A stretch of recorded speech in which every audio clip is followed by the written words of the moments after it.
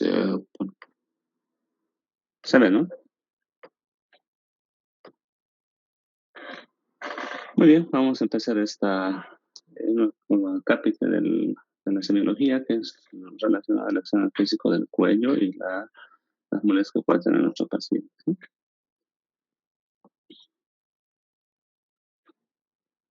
El objetivo de aprendizaje es que cada uno de ustedes desarrolle destrezas semiológicas en la realización de la historia clínica con responsabilidad y respeto a la dignidad de la persona, ¿sí? Esta resulta es tan importante y es motivo de consulta. Para esto, ustedes al finalizar esta charla y complementada con las clases en habilidades de hospital y de habilidades en semiología, en laboratorio, vamos a hablar, ¿no? Ustedes van a poder determinar ya la morfología, el examen para poder realizar un examen particular, ganglionar, vascular, el examen de la tráquea y particularmente el examen de la glándula tiroides, ¿ya? Para esto vamos a hacer, sin embargo, una breve introducción y vamos a realizar alguna conclusión. Entonces, el cuello, ¿no? Está delimitado, ¿no? Por la parte anterior, por el borde inferior de la mandíbula, y en la parte inferior se va a fundir en el cuello, pero va a estar delimitada por las clavículas en ambos lados y la horquilla externa en la parte central, ¿no? Y en la parte posterior, pues vamos a tener la protuberancia occipital, la prominencia de la apófisis espinosa de la séptima cervical, ¿no? Y los músculos, el músculo trapecio lateralmente, ¿ya? Entonces, la piel debe verse tal cual vemos en la imagen, ¿no? Sin ninguna lesión.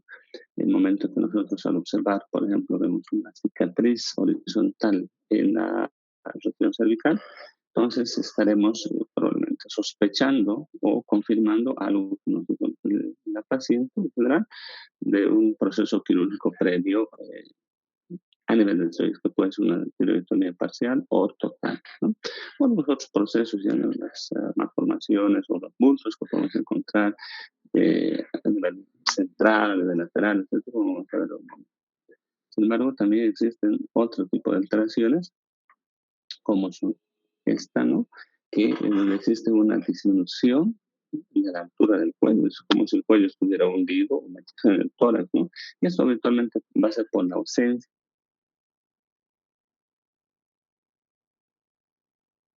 de algunas pacientes, ¿no? Van a tener este síndrome, que es el síndrome de Turner, que es un problema genético, ¿no?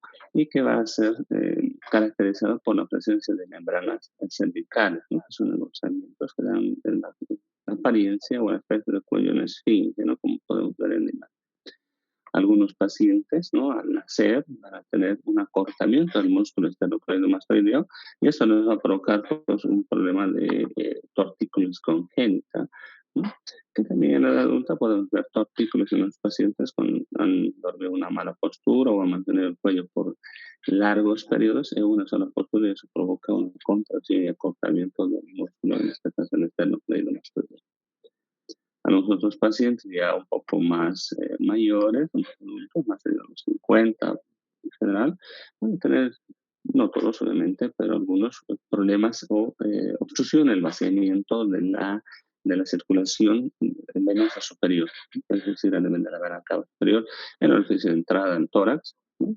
Por la presencia de una masa retroesternal, una masa mediastínica que, que comprime y evita justamente este vaciamiento. Y por lo tanto, vamos a tener el denominado edema en esclavina, que va a toda esa parte y va como una esclavina justamente, ¿no? En toda la parte superior está edematosa, hay urticación yugular, como podemos observar acá, de la vena yugular, ¿no? Y pues va a provocar algunos trastornos. Otras más pueden ser diferentes. El examen osteoarticular, entonces, es importante realizar un examen, una evaluación activa y una evaluación pasiva. En el examen activo vamos a ver que de solicitar a nuestro paciente que realice diferentes movimientos, el paciente no tendría por qué tener ninguna limitación a estas estos movimientos, ¿no? En el momento que presenta dolor o imposibilidad, entonces sospecharemos o investigaremos patologías relacionadas a la zona donde está presentando toda la molestia, ¿no? Entonces, esperemos que haga movimientos hacia adelante, que lleve el cuello, el mentón, perdón, hacia el esternón, lleve hacia atrás, lleve a un costado, al otro costado, a un de circunducción, ¿no? Nos oponemos a los movimientos poniendo nuestra mano en la frente, por ejemplo, o en las regiones temporoparietales, ¿no? O en las regiones occipital, ¿no? De tal suerte que el paciente tiene que vencer esa fuerza que nosotros estamos oponiendo sin mayor problema, ¿no? Eh, entre esto también ya en el examen articular debemos identificar siempre la C7, ¿no? La palpación de los músculos, de los grupos musculares, de los tres grupos musculares, ¿no? Y obviamente también el esternocleidomastoideo. Una condición importante, una situación importante a no olvidarnos, a no olvidarse, es que cuando ustedes estén en alguna eh, situación de atención de emergencia, como una sala de emergencias, si les llega un paciente en estado de inconsciencia, más aún si el paciente está con el antecedente de un accidente de tránsito, etcétera, y estamos sospechando un trauma cervical, entonces debemos evitar este examen de la fibrila activa en la paciente, porque los realizadores se pueden provocar una conclusión, una ruptura completa del corpo medular y por lo tanto provocarle una tetraparesia en su paciente o por ahí la muerte en nuestro paciente. Entonces, por eso que en las emergencias, en los primeros auxilios, hay que colocar primero el collarín cervical y provocar la inmovilidad del cuello. Bien, mucho. En esto, vamos a ver que en casos de meningitis, existe rigidez e imposibilidad de hacer este movimiento, o sea, de flexión y extensión. Obviamente, a los pacientes no se lleva el cuello o trate de unir el mentón con el esternón y no va a poder, hay una rigidez. ¿Bien? Porque obviamente hay otros intereses de Kernel, ¿no? Que lo van a ver seguramente más adelante. Y eso es importante de descartar en los pacientes que vienen por cefalea y que podrían estar cruzando con una meningitis. Existen otras condiciones, por ejemplo, como la espondiloartrosis, ¿no? Donde nuestros pacientes, pues, tienen, además de esta limitación de este movimiento, limitación hacia los laterales. La rotación lateral más bien está eh, limitada, ¿sí? A diferencia de la meningitis. Entonces ellos eh, no pueden hacer este movimiento, pero el paciente que tiene meningitis sí va a poder realizar.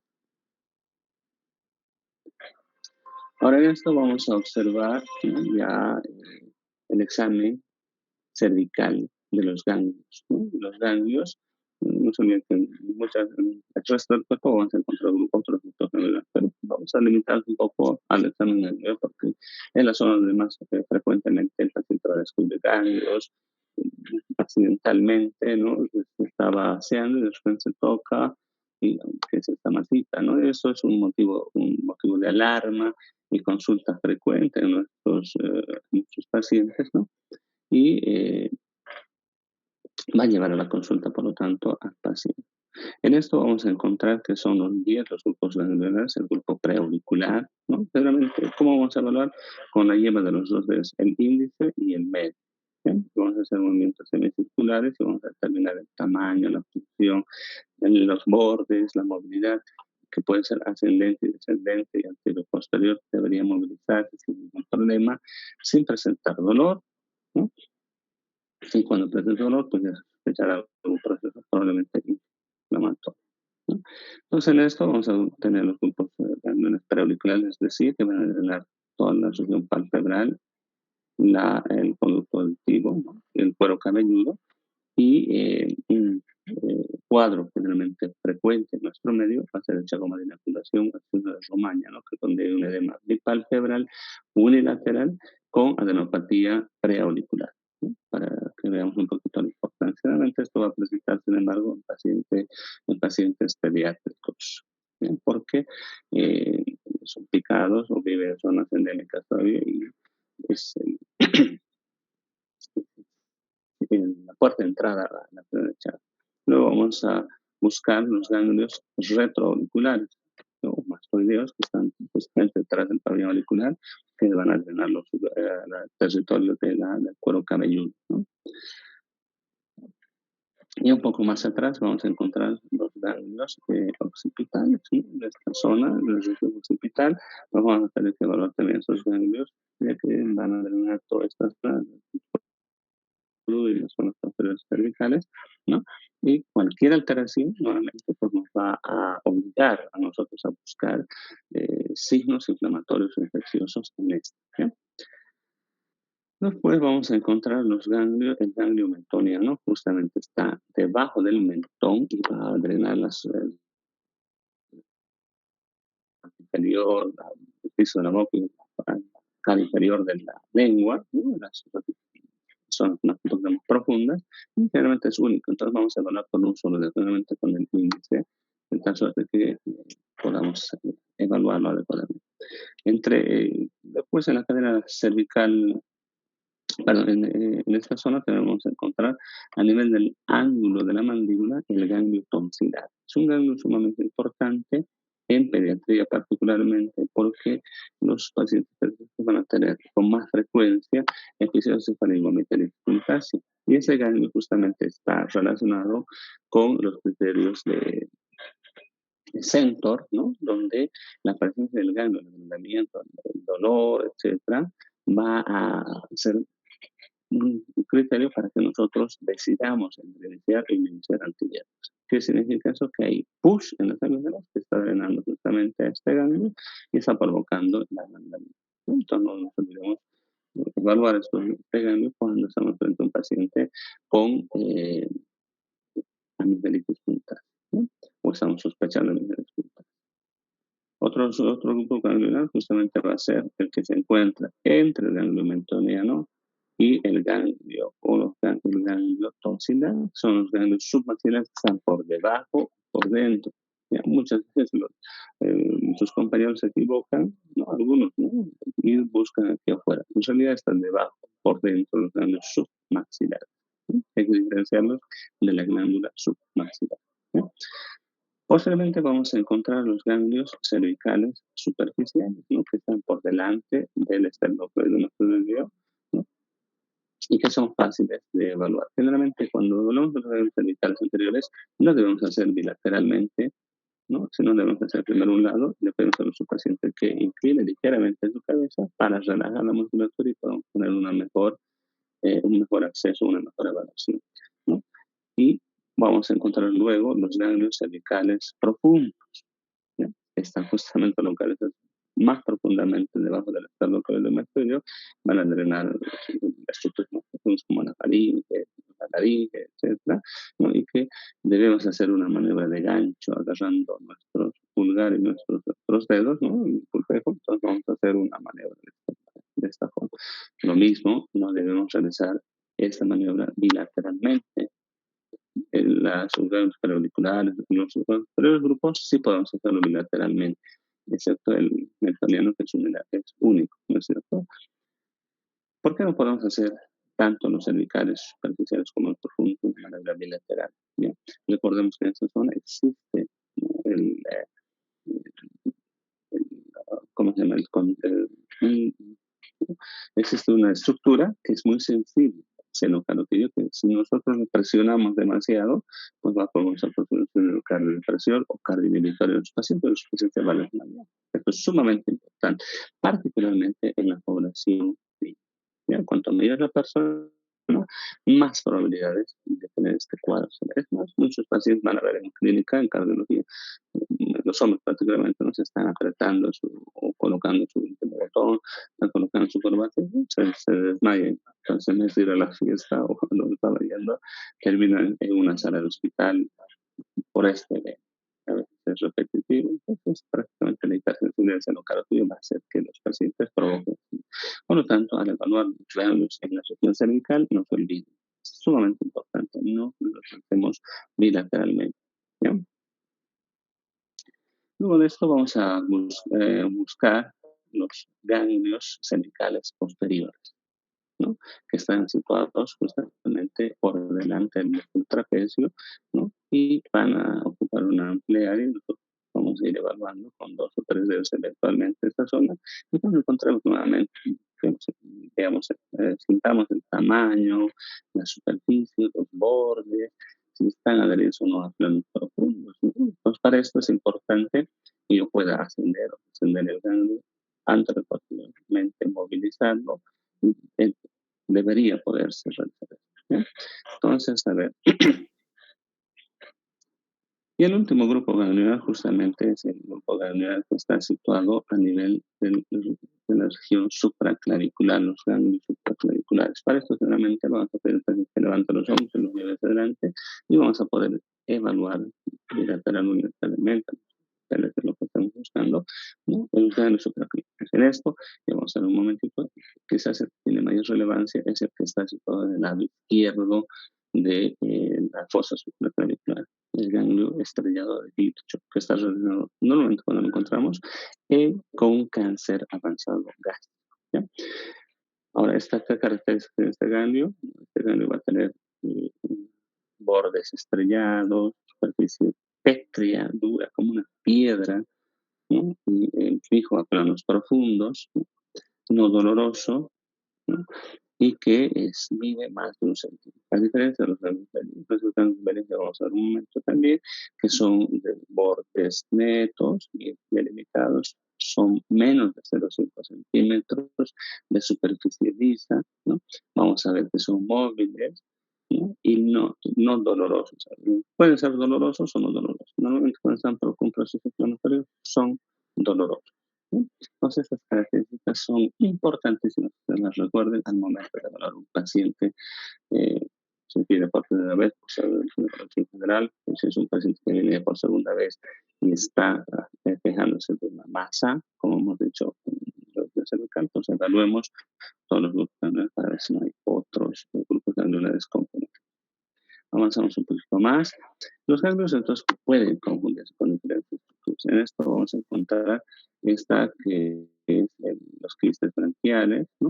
Esta otra condición que es el quiste piroglósico, que es un defecto congénito, ¿no?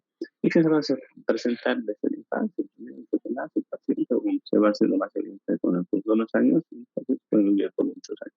Pero cuando se inflama o nota que aumenta, el paciente se alerta y va al médico, viceversa a nosotros y nosotros damos respuesta. Habitualmente este ganglio piroglósico tiene una característica que cuando el paciente mueve la lengua arriba, abajo, saca la lengua, entonces este quistecito también va a hacer este movimiento, entonces vamos a ver con sincronizamente con la lengua. ¿Sí? Entonces no se olviden, este es un resabio de la formación embriológica de la tiroides y la lengua, ¿sí? Que queda ahí en algunos pacientes. Lo otro que vamos a ver es esta tremenda masa, es que finalmente en recién nacidos, ¿no? Es una masa fluctuante, al igual que la otra, ¿no? Que parece como una bolsa llena de líquido. En algunos pacientes vamos a ver esto, ¿no? Que es el divertículo faríngeo, ¿no? Generalmente es infrecuente porque los divertículos son más bien un poco más intratorácicos o más abajo, perdón. ¿No? Raros son los divertículos faríngeos muy altos.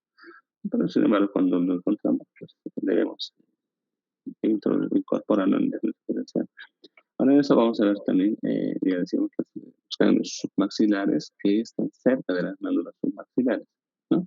Entonces, estos ganglios submaxilares debemos también evaluarlos adecuadamente, capaz hay que hacer algunos estudios como una serografía, etcétera, para determinar cuál es la causa. Entonces, por una obstrucción, una litiasis o algún otro proceso que bloquea. Avanzamos entonces.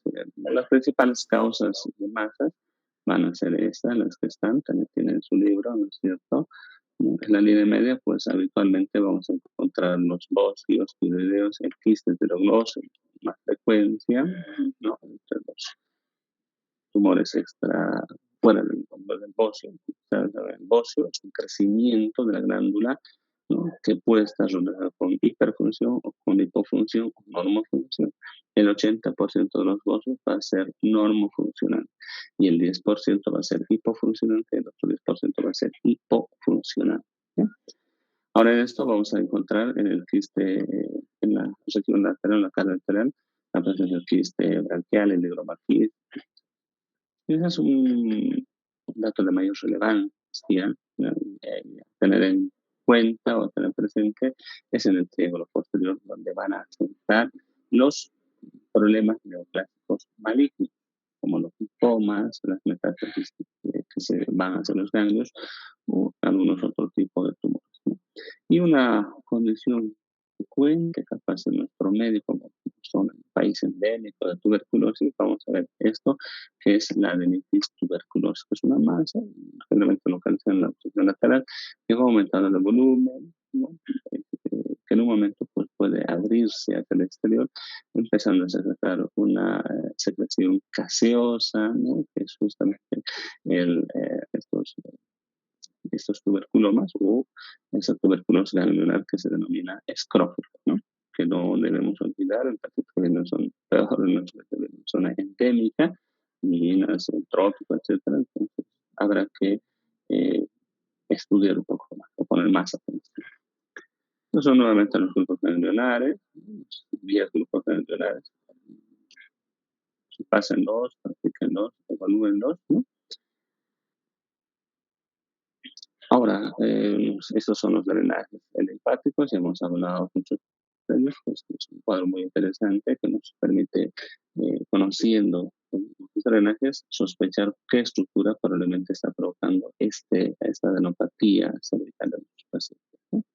Pues particularmente quedamos con este ganglio de Virchow en el supraclavículo izquierdo, un paciente demasiado catético, hiporéxico, con un cuadro de larga evolución, pues sospecharemos que es un cáncer gástrico en general, ¿no? Obviamente, hacemos estudios para confirmar. Esto una recomendación, paréntesis, cuando nosotros encontramos una lesión muy sugerente de algún cuadro, como estamos hablando, por ejemplo, nosotros no podemos indicar al paciente, saber que la lesión que tiene es un cáncer, es por un cáncer, ¿no? Nosotros tenemos que hacer todo un proceso que es muy complejo, que incluso requiere la participación multidisciplinaria para definir en última instancia si el paciente tiene o no tiene un cáncer. Porque decir el paciente tiene cáncer es, y no confirmarlo después, es condenarlo a un trauma que se quiere en nuestro paciente, ¿no? Es sumamente importante. Por lo tanto, pues cerremos diagnósticos al inicio, vayamos buscando otros signos complementarios que apoyen más en nuestro diagnóstico y podamos encontrar de esta forma, ¿no? El diagnóstico lo más adecuadamente posible, darle un tratamiento, por lo tanto, adecuado, ¿no? Otro grupo capaz importante es el síndrome nucleósico, ¿no? Que es una reacción inflamatoria importante que va a estar relacionada generalmente con la mononucleosis infecciosa en los pacientes que tienen un tratamiento urgente, ¿no? Avanzamos. En lo vascular vamos a observar los latidos carotídeos, generalmente son tenues, delgados, con elementos atléticos. En un paciente que ha hecho pues esfuerzo, ¿no? Capaz alguno puede llegar temprano a su clase y esté atrasado porque hay bloqueo, etcétera, nos corre, ¿no? Entonces vamos a ver que estos latidos son mucho más evidentes. Ahora, cuando el paciente está con estados hiperactivos, ¿no? Hay algunas situaciones patológicas como la anemia, el hipertiroidismo, la fiebre, pues van a hacer que eso también aumente, ¿no? Avanzamos. Um, otros movimientos que podemos tener ya como parte de la evaluación arterial va a estar este, que es el signo de Musset. Justamente Alfred de Musset, ¿no? Era un poeta francés que pues, desayunaba con su mamá al frente y su hermano al costado, así que se sentaba a unos lados del paciente. Un paciente en familia, su hermano en realidad era un médico, que le llamó la atención cómo Alfred Musset hacía este movimiento, ¿no? Sincrónico, ¿no? Un tono del pulso sincrónico con los latidos cardíacos, con la frecuencia cardíaca. Entonces, en el tiempo ya se vio que estaba relacionado con la insuficiencia valvular aórtica importante, grave, irreversible, ya que este paciente pues falleció a los meses, ¿no? De que su hermano pues encontró este signo, pues, sí, no, entonces, eh, cuando nosotros vamos a evaluar y encontramos algún signo de insuficiencia valvular, tenemos que diagnosticarlo precozmente y proponer a nuestro paciente los tratamientos precozmente también, ¿no? Pues la palpación del pulso carotídeo nos va a brindar información muy valiosa. El latido cervical pues, nos va a orientar a algunos problemas como la oreja clavia, ¿no? Pero capaz una situación más frecuente y más importante, ustedes como médicos generales van a ser los latidos carotídeos palpables. Cuando se presenta una disminución o hay ausencia, entonces estaremos frente a una estenosis. Es si el orificio es así, entonces se estará más estrechado, ¿no? Cuanto más estrechado, más percibiremos este frémito, ¿no? Este frémito palpable que se transmite hacia la superficie. Entonces, un tren palpable es la percepción del soplo de profundidad que se transmite o se origina en las carótidas hacia la superficie, ¿no? Vamos enseñando un poquito más lo que les decía, ¿no?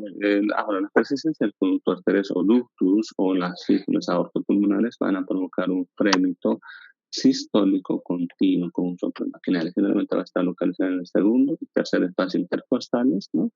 Con este soplo maquinal todo el momento, ¿no? Como una máquina, como un tren, ¿no? Entonces, notará que el paciente va a tener probablemente una persistencia con persistencia, ¿no? Ahora, cuando nosotros hacemos bueno, la glándula tiroides y está agrandada, está un poco caliente, entonces, ¿qué nos toca? Utilizar el estetoscopio y la membrana del estetoscopio. ¿Para qué? Para descartar una enfermedad breakdown, la presencia de un frémito palpable, un soplo no cardíaco, no de origen cardíaco, sino de origen vascular local por una hiperfunción tiroidea. Cuando nosotros vamos a evaluar las arterias en nuestro paciente, normalmente lo que hacemos es posicionar a los mismos en a un ángulo de 45 grados en relación a los ventanas. Elevamos la cabecera entre 30 y 45 grados y posicionamos a los pacientes ligeramente su cabeza hacia un lado y luego hacia el otro para que nosotros podamos aplicar la membrana del estetoscopio sobre la arteria. ¿Qué nos interesa en relación a las venas? Dos cosas. Primero son la turgencia, ¿no? La turgencia y las pulsaciones. ¿Por qué la turgencia? Porque eso nos va a dar lugar a,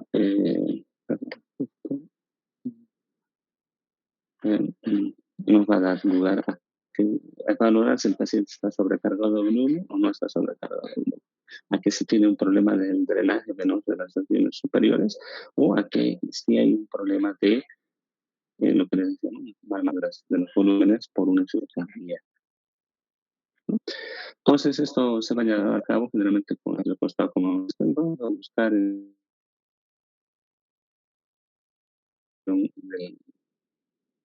cuerpo del esternón con el mango, ¿no es cierto? Justamente a nivel del segundo espacio intercostal y vamos a colocar una reglita, ¿no? Que va a ser vertical y vamos a colocar una segunda regla eh, perpendicular a la misma, ¿no? Entonces, esto nos va a dar la altura a la cual el paciente está repletado de volumen a nivel de la dignificación o la reflexión yugular. Normalmente la aurícula derecha hasta la superficie va a tener 5 centímetros de agua. Sin embargo, los pacientes que tienen insuficiencia cardíaca, que son ingurgitados, yugular turgente, esta subirá más de 5 centímetros, 7, 9, 10, en algunos pacientes incluso se sienten, permanece para y persiste. Entonces los pacientes realmente están descompensados, están sobrecargadísimos de volumen. Y eso también vamos a ver, no voy a evaluar la parte del cual ya hemos visto esto al principio, que es el síndrome de la vena cava superior por compresión, el síndrome mediastínico, donde un tumor retroesternal que está obstruyendo el movimiento, que puede ser benigno o maligno.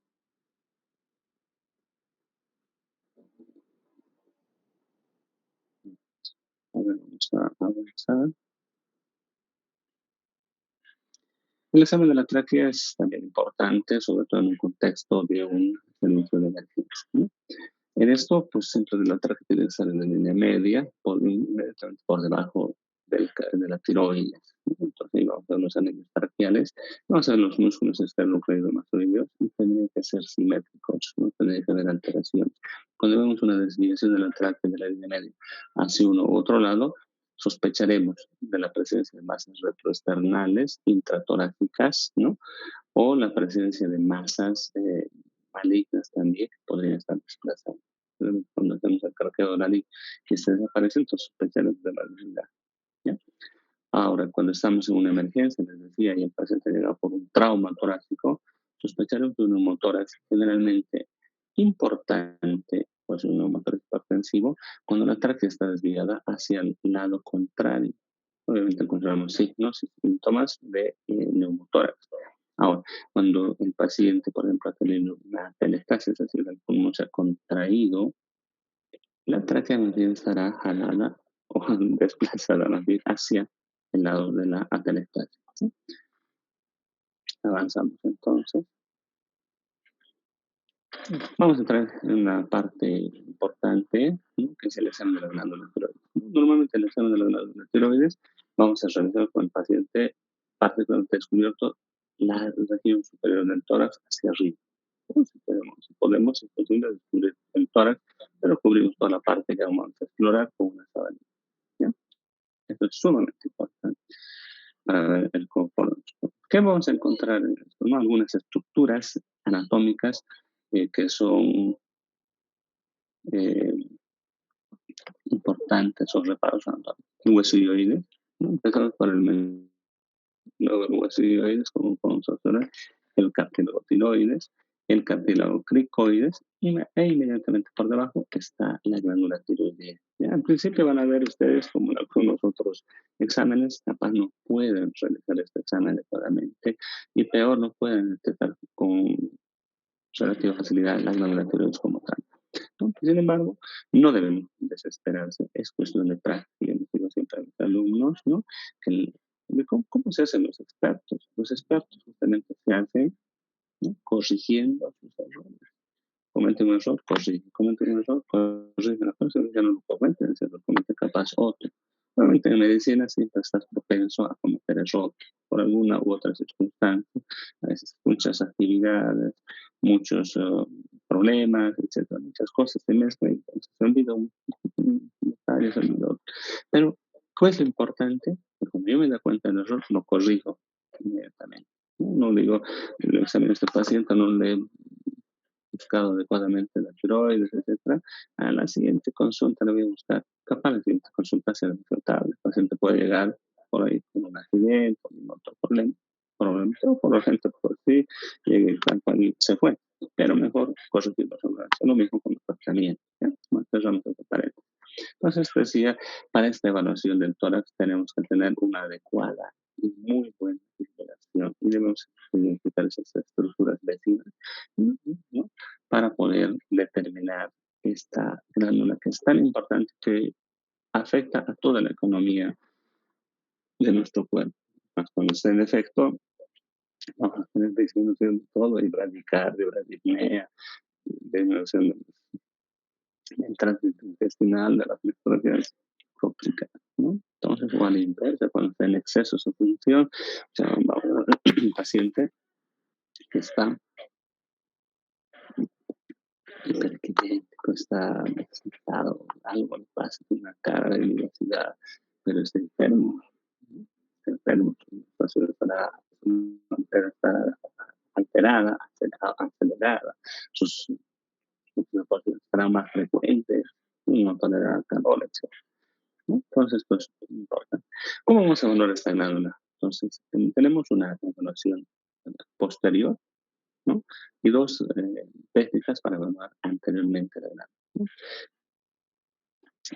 En esto vamos a iniciar siempre por la inspección y veremos, como decimos al principio, si este paciente no tiene una cicatriz horizontal en el cuello, de tamaño 5, 10 centímetros, no sé, centímetros, cualquier tipo de cicatriz plana, hipertrófica, atrófica, etcétera.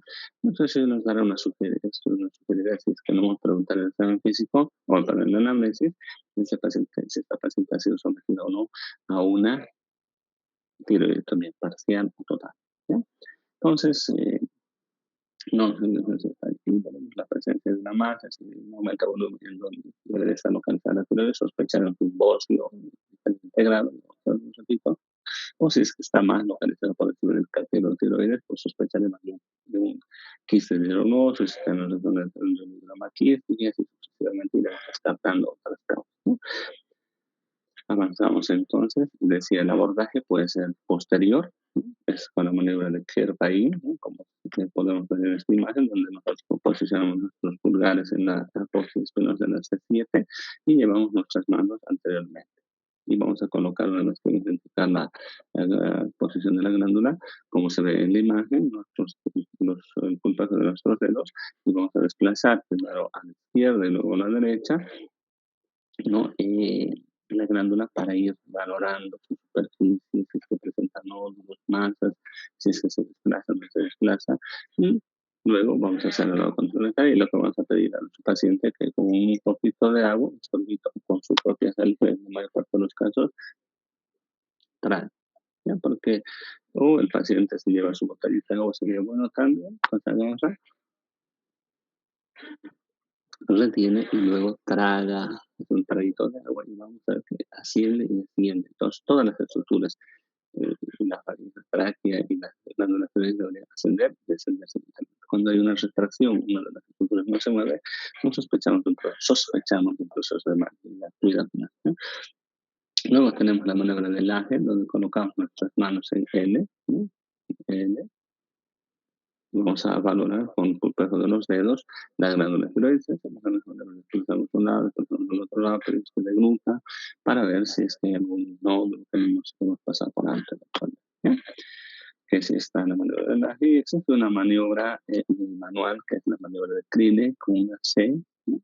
Que vamos a colocar en el cuello de nuestro paciente cuando se identifican las estructuras, y vamos a desplazar de un lado, y vamos a palpar con puntos de los dedos, y luego con los puntos de nosotros desplazamos los para pulgar también en la nube, ¿no es cierto? Podemos hacerlo con una mano o podemos hacerlo con dos manos. Eso también es el abordaje anterior, depende de qué técnica utilizamos para utilizarla o con cuál dominamos más. ¿Ya? Ahora, podemos hacer una segunda o una tercera técnica cuando tenemos duda en nuestros hallazgos. Luego vamos a encontrar esta que es el signo de la maniobra de Marañón, cuando levanta el paciente las manos hacia arriba, y vamos a encontrar en esto una ingurgitación, una plétora facial, porque hay bocio endotorácico. ¿Ya? Entonces, el paciente tiene ronquera, disnea, disfagia, ingurgitación o facial. Vamos a avanzar un poquito más. Normalmente la glándula tiroides depende de la cantidad de yodo en la dieta.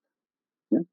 Este yodo en la dieta, cuanto mejor suplementado está. No sé si dice que en las condiciones ideales la glándula tiroides no debería pesar más. Debería pesar entre 10 y 20 gramos.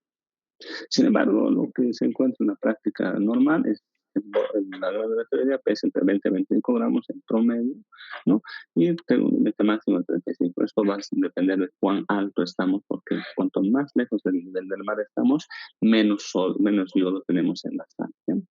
Por lo tanto, ya hace muchos años el Ministerio de Salud ha incorporado como una ley, ¿no? Que todas las sales deben ser yodadas en Bolivia particularmente, ¿no? El bocio se va a presentar, por lo tanto, en una proporción más o menos de 2 a 5%. ¿Sí? 2 a 5%. Y es la glándula tiroides, cuando la evaluamos, rara vez es visible y solo se palpa en ocasiones. Acuérdense de esto, por favor. ¿No? Entonces, la mayor parte de los pacientes no vamos a ni verlos ni palpar. ¿Sí? Entonces, cuando se palpa o se ve es que la glándula está aumentada de volumen eventualmente. O con pacientes que son demasiado flacos, un cuello largo, ¿sí? Entonces ellos probable que lo palpemos y lo veamos, pero no va a significar necesariamente que esté agrandado. Para esto, la OMS ha creado esta técnica de los pulgares, el pulgar del paciente en la mano distal y colocamos sobre la glándula tiroidea de nuestro paciente. Si esto sobrepasa, entonces tenemos un agrandamiento tiroideo y si cuantas veces más pase, pues más aumentado el volumen estará, por lo tanto, la glándula tiroidea. Ahora, la clasificación de la OMS sí, para el bocio, que es utilizada eh, por muchos, por la mayoría, es esta, ¿no? Normalmente el grado 0 va a ser bocio que no se ve. El grado 1A va a ser un paciente que hiperextiende y de repente es palpable, pero no es visible. Tiene una palpación y está, ¿no? Está agrandando la glándula tiroidea. Ahora, el grado 1B es visible y palpable en ese mismo posición de hiperextensión. El grado 2 ¿no? es palpable y es visible con este mismo posición. Estamos viendo la glándula tiroidea. El grado 3 va a ser visible a distancia. Y el grado 4 definitivamente es un bocio gigante, monstruoso. Es decir, lo vemos a distancia, ¿no? 10, 20, 30, 50 metros. Tenemos en buena vista, pues ya lo sabemos, en ese paciente, en ese bocio que tiene. ¿No? Tenemos oportunidad de ver algunos pacientes en ese grado. Sin embargo, el tamaño del bocio indica mayor gravedad, por si acaso, ¿no? Puede ser menos grave o tener su gravedad correspondiente, pero no está relacionado. Ahora, en conclusiones, entonces vamos a indicar que el examen físico del bocio lo vamos a realizar, perdón, de la glándula tiroides en posición sentada o de pie. La inspección puede revelar nodulaciones, asimetrías o alteraciones. No debemos realizar el examen físico en trauma cervical por esta lesión que podemos provocar a nivel de la médula espinal, ¿no? O capaz de la muerte de nuestro paciente, gota que rebalsa el vaso podría ser. ¿No? El examen de agilidad es importante, que es un motivo de alarma y consulta frecuente en nuestros pacientes. ¿No? No olvidemos esto, es súper importante. Los ganglios benignos van a medir menos de 0,5, tienen una superficie lisa, tienen bordes regulares, son móviles, pueden ser dolorosos. Y los malignos pueden ser dolorosos cuando hay un proceso inflamatorio, ¿ya? Como una amigdalitis, puede ser doloroso, ¿no? Los malignos, sin embargo, los tumores malignos, los nódulos malignos van a ser siempre mayores a 1 centímetro. La superficie y los bordes son irregulares, la consistencia es pétrea y normalmente no duelen, son indoloros. Además van a estar fijos a planos profundos y cuando tratamos de movilizar piedras ahí localizadas, que la impresión que nos dice que algo no está bien aquí, no es normal. ¿No? El síndrome de Busser lo vamos a encontrar en graves de insuficiencia aórtica avanzados, graves, importantes, irreversibles. Ya no tienen tratamientos curativos, ¿sí? Paliativos. Entonces, estemos atentos. Los latidos carotídeos son tenues, jóvenes delgados o prácticos. El sistema venoso vamos a evaluarlo siempre con el paciente recostado a 30, 45 horas, con algo rotado, ¿no? Donde nos va a interesar la turgencia y las pulsaciones. ¿No? Las pulsaciones.